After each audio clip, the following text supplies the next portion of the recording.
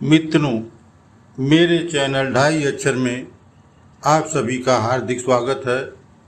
अगर आप मेरे चैनल पर नए हैं तो कृपया चैनल को सब्सक्राइब कर लीजिए। चलिए देर न करते हुए शुरू करते हैं सदगुरु कबीर साहब के अमृत दोहे।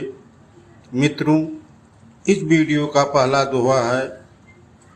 हिंदू कहे मोहि राम प्यारा, तुर्क कहे रहमाना, आपस में दो लड़ी मुए, मरम न कोई जाना। मित्रों, इस दोहे का अर्थ है, सदगुरु कबीर साहब कहते हैं कि हिंदू कहता है मैं राम का भक्त हूँ और मुस्लिम कहता है मैं खुदा का उपासक हूँ। अल्लाह मेरे लिए सबसे प्यारे हैं। इस बात को लेकर दोनों लोग, हिंदू और मुस्लिम, आपस में सदियों से लड़ रहे हैं और आपस में लड़ते लड़ते मौत के मुंह में चले गए। लेकिन हिंदू ने राम के बारे में कुछ नहीं जाना, वह आज भी अनजान बना हुआ है और मुसलमान भी खुदा के बारे में अनजान ही बना हुआ है। यही कारण है कि दोनों लोग, हिंदू मुस्लिम, आपस में राम और अल्लाह को लेकर मर कट रहे हैं।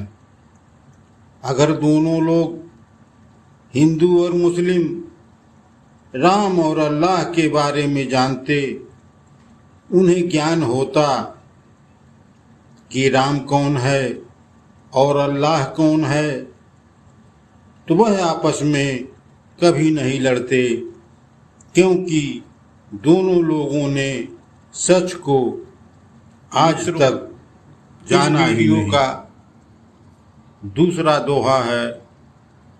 कबीरा मारूं मन को, टूक टूक हव जाए, विष की क्यारी बोई कर, लुढ़त कहाँ पछताए। मित्रों, इस दोहे का अर्थ है, सदगुरु कबीर साहब कहते हैं कि हे मानव, अपने मन, चंचल मन को इस तरह मारना चाहिए कि वह कई कई टुकड़े में बट जाए, वह इस तरह छिन्न भिन्न हो जाए कि मन के कारण हमने इस जीवन में जो विष के बीज बोए हैं, उसके होने वाले फलों को भुगतना ही पड़ेगा। अब पछताने से कुछ नहीं होने वाला है। मित्रों, इस दोहे का विस्तार से अर्थ समझने की कोशिश करेंगे। सदगुरु कबीर साहब कहते हैं कि हे भक्त, हे संत, तेरे दुखों का कारण तेरा मन है। मन ही अच्छे और बुरे कर्म आपसे करवाता है। बुरे कर्मों का फल आपको भोगना पड़ता है।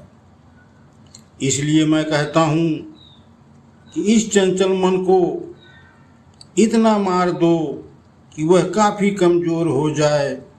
जब मन कमज़ोर हो जाएगा तो वह आपसे बुरे कर्म को नहीं करवा पाएगा, और जब आप बुरे कर्म नहीं करोगे तो आपको बुरे कर्मों का फल भी नहीं भोगना पड़ेगा।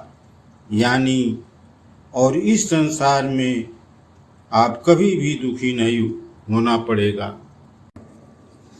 मित्रों, इस वीडियो का तीसरा दोहा है।